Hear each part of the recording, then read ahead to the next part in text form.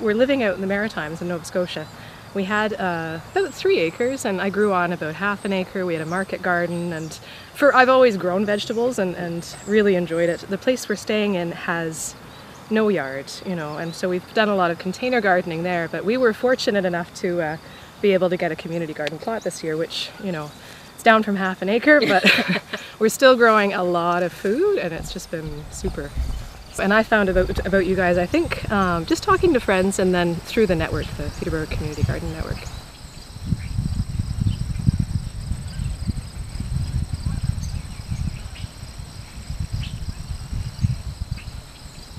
We'd met some nice folks through this. A lady actually who has a garden down there, she's come and watched the kids, and we have definitely benefited from that. But the best thing for me is to be able to keep growing food for my kids and for, you know, my family that's healthy and organic. And also, you know, my son's 5 and he says, you know, Mom, we're still farmers, it's okay.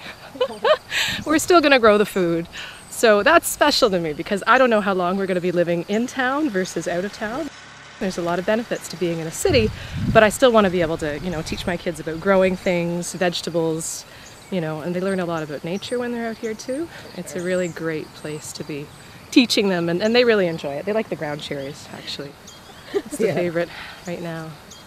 I really wanted to have a community garden plot and then managed to find out about this place, which looked like a pretty incredible spot.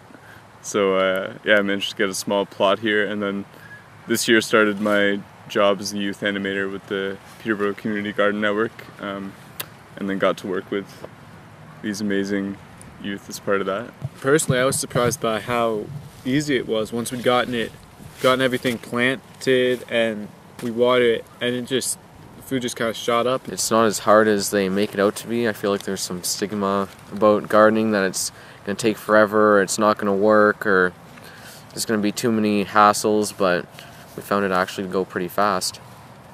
For me, gardening is like one of my favorite hobbies, so why not go in the more community involvement and, you know, trying something new. I just live around the corner, and I'm always walking back and forth to Jackson Park, and when this was first getting underway, I knew some of the people who were involved in trying to keep this property from getting turned into a housing development, because the city wanted to sell this as excess property, and some people wanted to start a garden here, and so I saw it all the time. I thought, what a wicked idea, this is great. And then there just came a time when someone needed to sort of step in and you know, make a sign and just sort of do those official type duties, like I was saying before, to kind of ensure that this place would be able to maintain itself against some of the forces at City Hall that kind of still wanted to sell the property off, you know, and some of the neighbors who were kind of complaining because maybe it wasn't as well kept as they would have preferred. I got a small plot,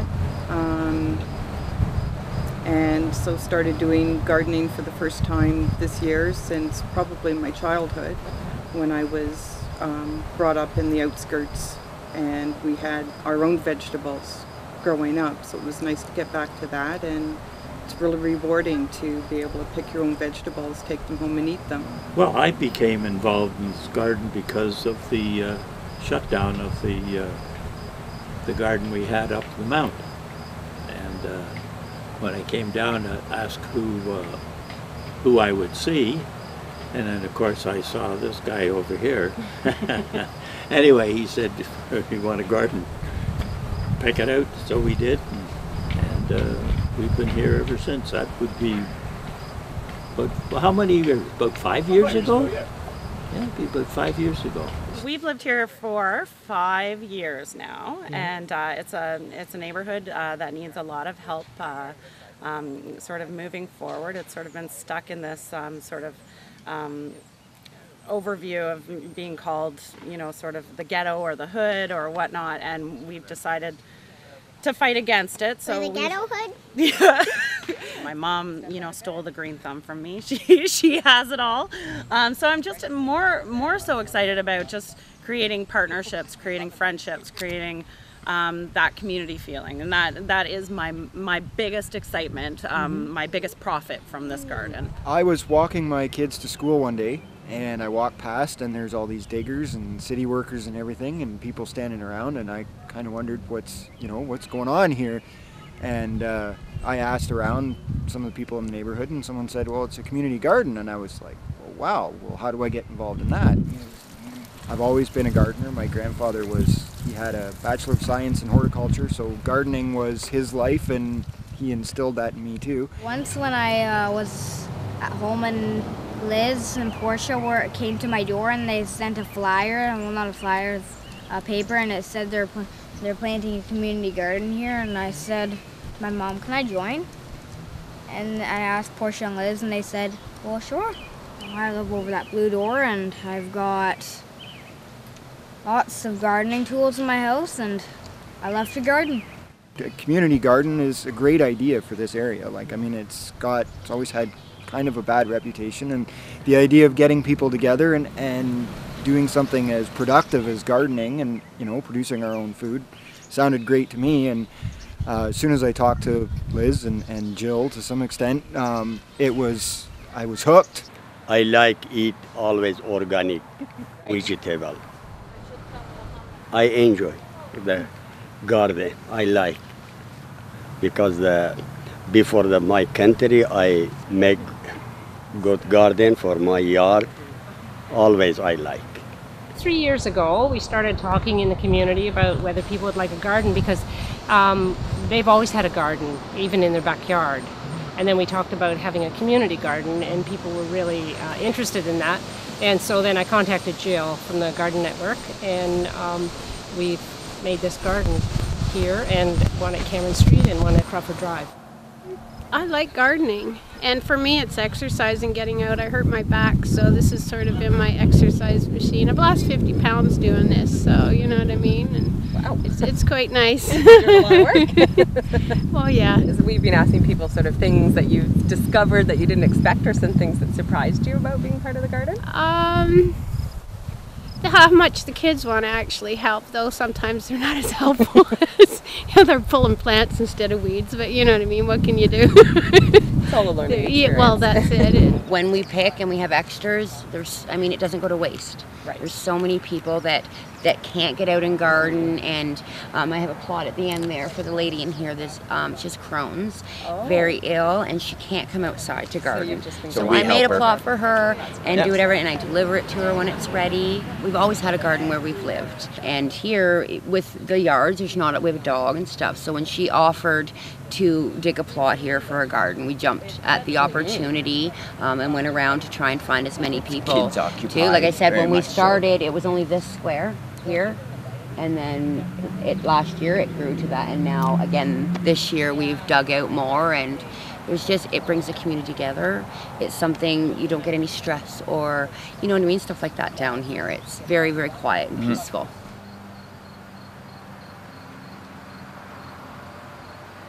I found out through Joelle at the YWCA. They were just building the accessible garden beds. A garden like this is much easier for me because I don't have to get down on the ground to garden anymore. One of the reasons I wanted to do this is actually I have a very tiny backyard, and there's a spot I feel that I could be growing this, so next year I'll also have that at my home.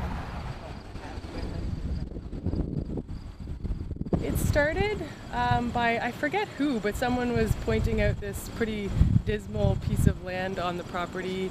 It was originally targeted to be a daycare, nursery, playground area, but a daycare never happened at this building. And so it was just a wasted space. There was 1 or 2 picnic tables, but no one ever came out here.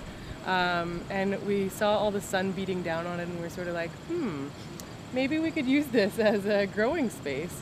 And as we sort of thought about it a little bit more, we realized not like a traditional community garden where people have their own plots. This is a workspace, so we thought maybe we could sort of reshape the idea of it and make it that we would donate the food to local shelters as a way to help out where we can. It's a lot of work because it involves tons of volunteers. So it's like 40 or 50 people that have different interests. Some want to weed and water, some want to just be on hose maintenance, or some just wanted to build the actual raised beds. But at the end of the day, every year, there's a few people that are just like, it's changed their work day because they get outside, they get some fresh air, they're not in front of their computer, and and even if they're not actually delivering the produce to Brock Mission, they know they're doing something that is meaningful in their community. And I get a little reminder of that every once in a while, and then it's like, okay, I can do another year.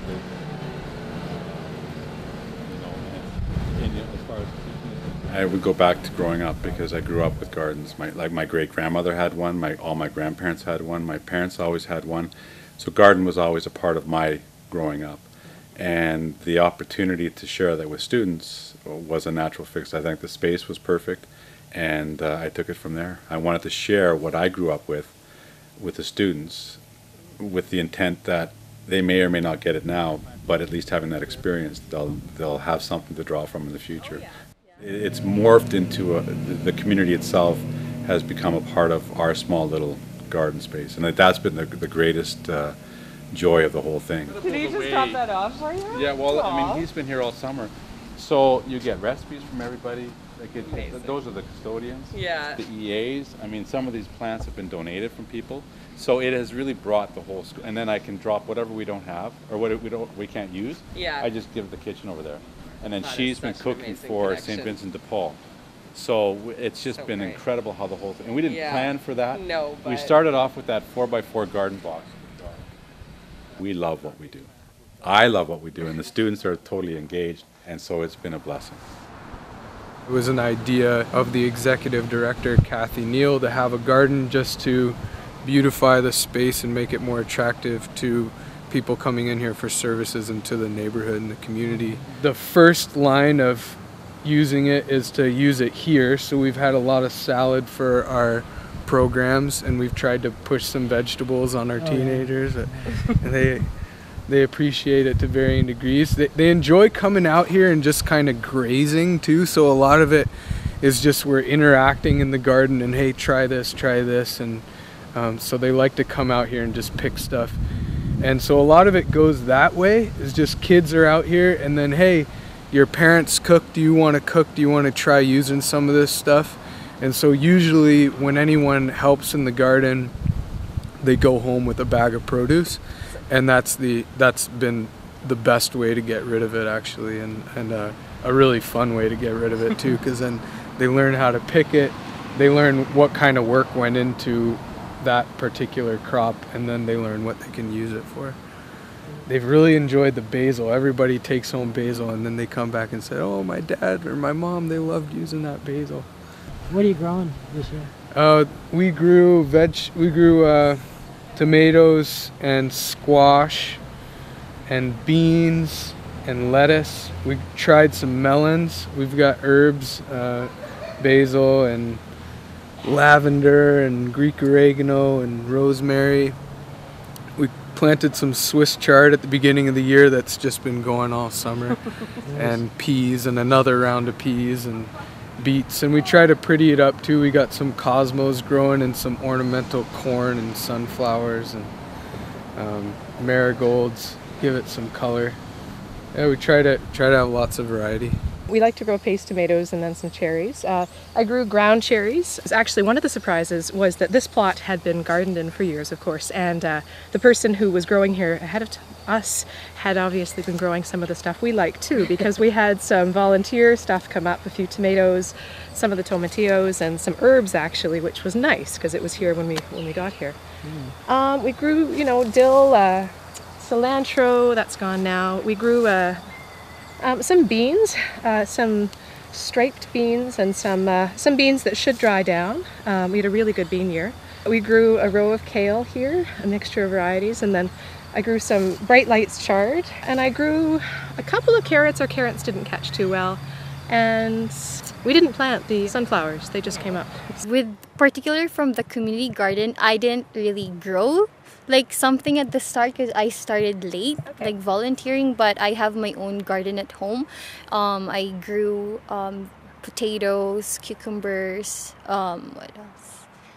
Onions, and then also like tropical veggies that's not really typical in like Canadian garden or even Canadian grocery stores. So great, like what kind of things? We tried like bitter melon. I don't know if you've heard of it, but it's a little bitter vegetable, but it's good for they say like diabetes or something, like for health purposes. And it was our first first year that we planted that plant, and it was just interesting for us that it grew well here, even if it's over for 2 months summer here, where compared back home it's all year round. So Right. yeah. That's cool. Yeah. We grew tomatoes and potatoes and beets, carrots, zucchini. I'm not totally sure of everything. We shipped all the produce, like mostly by bike, sometimes by car, but from here to the food cupboard, yeah. So obviously some of it we brought home because we got to grow it, so we figured we could try some of it. Yes, that's fair. I grew beets. I wasn't sure whether I was going to get any, because I grow them and they come up about this far and then they would disappear. And they weren't going anywhere but in a rabbit's gut. And the same with beans. I planted beans and they nipped them off. But luckily and fortunately, they all survived. And I had just a super growth of beans. And I'll take you over and show you how small that row of beans is. The top, if you just take a look at the top of the bean there, you can see they're all chewed off. Mm-hmm. And if the rabbit leaves a bit of a leaf on there, it would come when it was small. But you can see they love them. What did you grow this year in your garden? In my garden, yeah, I had radishes, beets, carrots, green beans, and snow peas. Did you have a favorite though? A favorite food that you grew this year that came out? That would have to be the snow peas. They went pretty quickly, just like they used to when I was young. I've got beans and cabbage and lettuce, broccoli and cauliflower and beets and radishes and kohlrabi, which I've never grown before. Well, these guys along the end, these four are broccoli. Mm-hmm. The three in the middle, kind of between the rows, and one over there is cauliflower. Mm-hmm. This is my row of radishes. This is my row of beets and kohlrabi. We have an ample supply of food. You know, already the gardeners, you know, there's rhubarb over on the rain barrel. There's been zucchini over on the rain barrel. So we still get tomatoes coming up in the garden from last year, because everybody had their own plot last year. Yes. But then a lot of people decided to try the farm style. It's a little bit harder with the farm style because you need more weeders and things like that. But now we got all the tools and stuff, so we should be okay. Every day I took 4 or 5 cucumber. Every day. Wow. Maybe next week growing a lot eggplant, watermelon. Watermelon is come out too. Now I have watermelons. You can see those. They look Yeah. great. I don't know on a weekly basis, but through the summer we were measuring it by weight a year or two ago, and it was about, by the end of the season, I think it was around 110, 120 pounds of produce. We focus on easy growing things that the shelters want to use in their cooking program. So like tomatoes, peppers, they love fresh herbs. They're really easy to grow too. Cabbages, things like that. So we actually talked to Brock Mission and said, what are your top 10 veggies, and we'll grow those. One thing that we didn't expect was the bunnies. There are a legion of bunnies out in these sumac trees. They jump through 5-foot chicken wire fences. People see them squeezing through. You know, we have reinforced this place, Fort Knox, and still they're here every day. And so that has been a learning curve for me. Now that I'm gardening more actively in other places too, I realize that bunnies are everywhere. But this garden has struggled with bunnies. The tomatoes just blew me away. Rose and I were saying that for next year we're going to actually get cages, because these really took off. I learned that tomatoes can take over your garden. I find it amazing. Like, we've had friends who have yards around town who said, come, you can grow in my backyard, you know. And it's always an attractive idea right off the bat, but being part of a community garden gives you such a head start, you know. I mean, it's tremendous, like coming here, being able to put in a couple of days of work, and then you're ready to go. I found the soil is so much more fertile than I was expecting, given that it's a sandy soil. We're producing so much food in it's 20 by 20, our plot. And, you know, we're being able to preserve and freeze for the winter. So I guess, you know, having gone from a really big field of vegetables to a very small area and still eating a lot, you know, of our own food, I think it's amazing how much you can do in a small space. You meet people of all ages and shapes and sizes and likes and dislikes, and they're all strangers today, and tomorrow you'll start flying out and say, when are you going to get over here and pick that stuff? Yeah, that part of it is good, and then you get to know the real good gardeners. We have some good gardeners here, good gardeners. It's a true collective project, basically, that you can't tell what the future is going to be, and it's not predictated. So we need more of these kinds of things, really, like around a city, around a community to keep that vibrancy. I just came back from mat leave, and the woman that was organizing it the past 2 years, she sort of lost a little steam and is tired, and we sat down and realized if 4 or 5 leaders share the leadership duty, and we each have skills. So I'm really good at rallying the troops. She's really good at like the really meticulous things, you know, that I can't keep track of. So if we really identify what our skills are, it's super easy. And you can integrate it, planning, straight up planning, and you can integrate it into your workday, and it's not a big deal. So I think that's probably a valuable thing that I've learned. One thing that surprised me was from the first season we found that a lot of the stuff just disappears. And I think if I'd have thought about it, I would have known that that might happen, but I think part of me thought that, you know, people wouldn't even be that interested.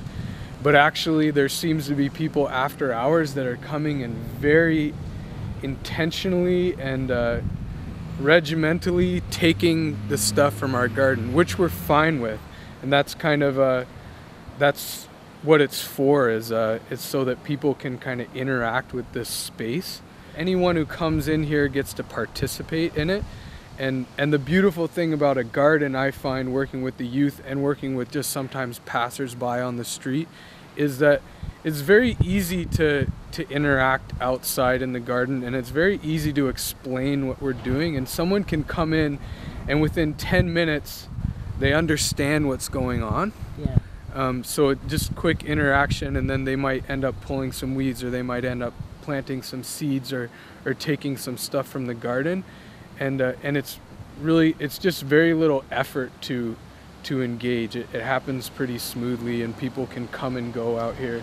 So it's nice to have a flowing space like that. You put something in with one leaf and you come out and I mean, there's nothing better than watching something bloom and grow, and I said number one benefit is, you know, watching that smile. Watching that smile because of a fresh bean. Just little things, just learning in a sense, right? Because a lot of these people don't, you know, they've never seen a garden grow, and they don't understand what, you know, what vegetables or what you can do with them. Well, last summer Cheryl dried tomatoes by the dozen. bushel basket. Oh, I've heard all about that. I was handing them out to the jars bus of dried drivers. tomatoes, which were just wonderful. That's throwing olive oil. You can crush them up and make ketchup out of them and stuff like that. Yeah, I just learned a lot, you know. Who doesn't like some beets and tomatoes and, you know, some onions, and just having the opportunity to go, you know, go walk down the street and go pick some lettuce for dinner, just fresh.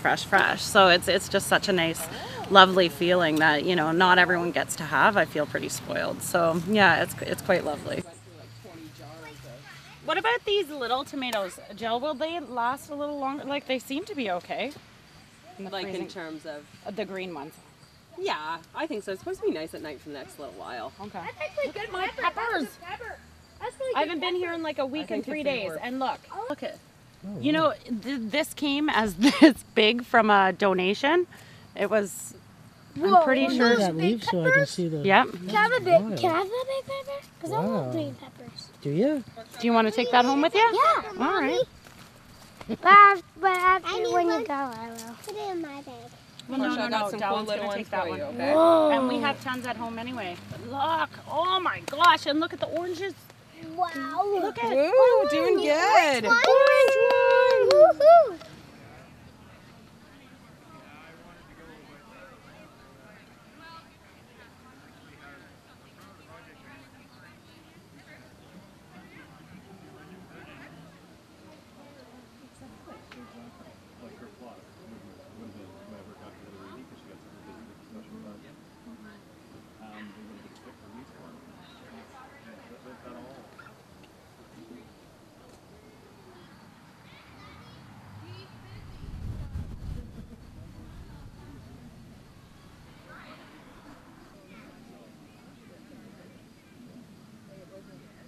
What is it? Beets, yeah. Cool. Where'd you get it? Wow, look at that. That's incredible. I knew when I saw him actually pull them out that you'd want that.